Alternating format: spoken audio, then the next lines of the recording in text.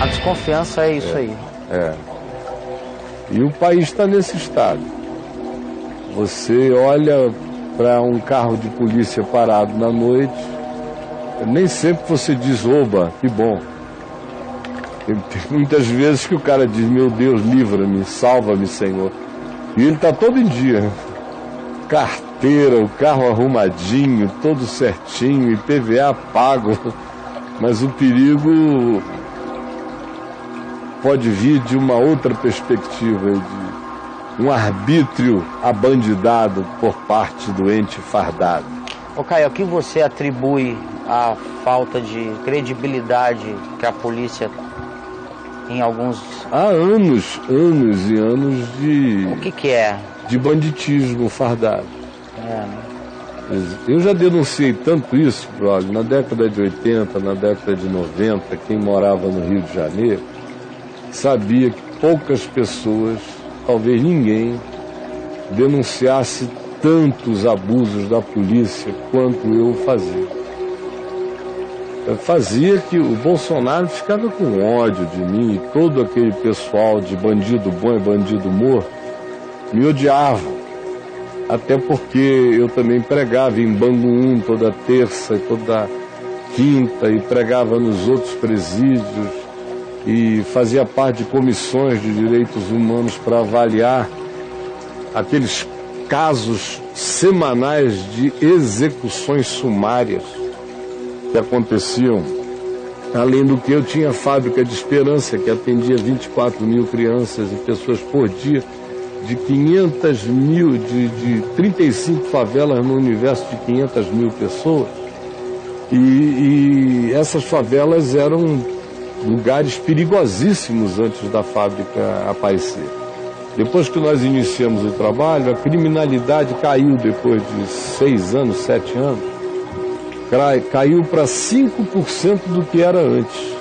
E o tráfico de drogas ficou reduzido a quase nada, só por causa da atividade da fábrica. E durante todo aquele período eu via a angústia na alma policial, porque vizinho à Fábrica de Esperança é o batalhão, o 9º batalhão ali de Rocha Miranda, aquela região. E é um batalhão pesado, é um batalhão com uma das piores famas no Rio. E naquele tempo ele tinha um tenente-coronel chamado Marcos Paz, que era um cara assim, absolutamente não confiável. Bonitinho ele, os olhinhos claros. Primeira vez que eu vi, achei que eu estava lidando com uma categoria estética que correspondia a uma determinada finesse de trato. Mas não, o cara fazia o que o governador mandava e fazia qualquer negócio para subir na hierarquia. Acabou se dando mal. E esse cara, por exemplo, pra você ter uma ideia, os bandidos todos de Jacari me respeitavam enormemente.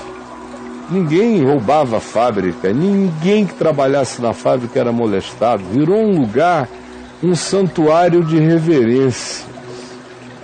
Eu podia entrar em qualquer favela do Rio de Janeiro sozinho.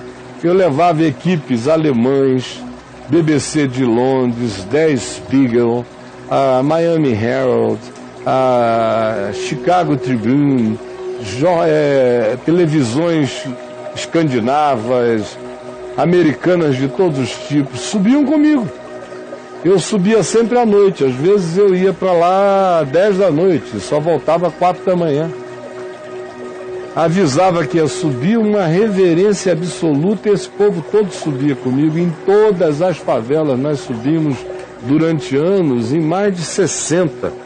Houve períodos que toda noite eu subia numa, eu fiquei com as pernas violentamente fortes naquele período. Tava bom de subir morro. Tava bom de subir morro. E de fôlego para aguentar subir morro, cada morro. Pois bem, você via lá no processo os bandidos definidamente de um lado e a polícia ambiguamente do outro. E o cidadão no meio. O cidadão preferia, na maioria das vezes, lidar com o bandido do que com a polícia, porque ele não sabia o que podia vir da polícia. Era uma incógnita. Do bandido ele sabia o que vinha. sabia o que ele tinha para dar, o que ele não tinha para dar, e aonde ele não devia passar e o que ele não devia fazer. Tá. E as regras estavam claras. A regra é clara. Clara. Agora, a polícia não. A polícia podia, de repente, entrar na casa, alegar que eles estavam escondendo um traficante e, no fim da noite, estuprar as 2 filhas deles. E ainda enfiar uma pistola na vagina da menina, ou meter um cano, meu Deus, de um fuzil no ânus de uma outra. Meu Eu Deus. assisti barbaridades. Executar dentro da casa do cara garotos de 17 anos na testa, um tiro a 1 palmo de distância, a pessoa desarmada, assim, pá! Ai. Que cidadania assistindo isso confia na polícia depois? Fica muito difícil. Então a minha tese dentro da polícia, eu pregava muito na Polícia Militar, a convite do comandante-geral da Polícia Militar, não só no estado do Rio de Janeiro, mas em muitos lugares do país, mas no Rio, que sempre foi o principal foco cultural desse negócio, eu pregava para a polícia e eu via o amor que os policiais militares tinham por mim. Mas eu descia o cacete na banda podre.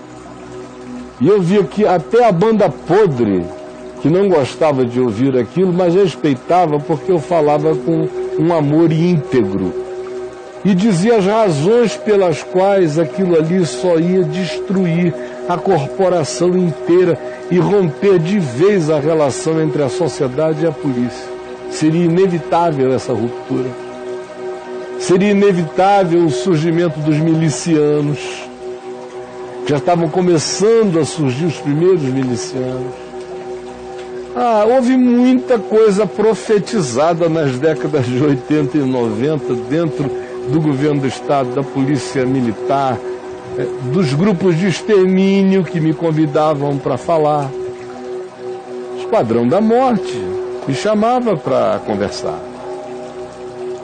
Esquadrão Lecoq me chamava para conversar. Assassinos profissionais das polícias me procuraram várias vezes para se confessar.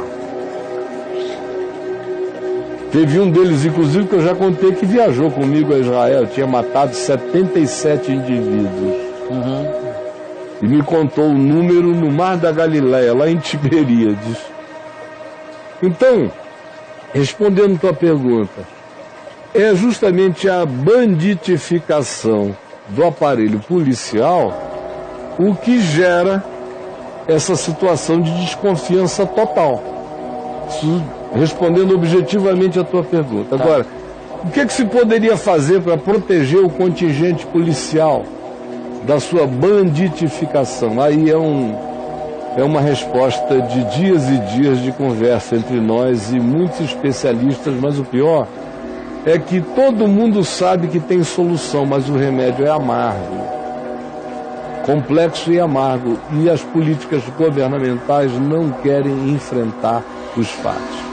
Aí ficam enxugando gelo, como eu tenho dito aqui, mantendo ilegais justamente as coisas que mais corrompem a polícia. Foi aquilo que eu disse na sexta ou quinta-feira passada. Legalização de uma quantidade enorme de coisas que hoje são ilegais é uma das realidades que poderia diminuir todo esse afã militarista, vingador, executivo, porque de crimes que habita a polícia, habita a alma do tráfico organizado, e são justamente faltas e crimes que não são aqueles que trazem as suas consequências diretamente sobre a vida do próximo. São justamente crimes de arbítrio regimental, de arbítrio legal, de arbítrio textual. Não é que a coisa em si seja em si um crime sempre, universalmente. É tópica aquela designação. Não era antes, aí um dia disseram que passou a ser. Aí essa coisa que antes não era e que depois passou a ser, é responsável por mais de 60% de todo o choque do agravo que existe na relação bandido-sociedade na sociedade brasileira. Em outras palavras, drogas. Eu não sei como é que o diabo conseguiu dar tanta importância às drogas, a ponto de se instituir uma guerra sem fim e sem nome de guerra, e que mata mais do que as guerras que são feitas em nome da própria guerra. E é uma coisa perversa, é vizinho matando vizinho, são crianças que não passam de 18, 19 anos, que são mortas no tráfico como gerentes e não falta peça de reposição. Todo mundo com fome, no morro. E lá embaixo no asfalto, os nossos filhos doidos para dar um teco ou para fumar um baseado, é a compulsão de uns contra, juntada ou somada à fome e à necessidade de outros. Quem é que vai parar esse processo? Com lei? Ah, não, é muita burrice. É ruim demais. Depois que eu tiver morrido, talvez vocês entendam. Mas hoje eu sei que vocês estão todos minions, bolsominions. Mas eu sou de uma geração onde os homens tinham coração.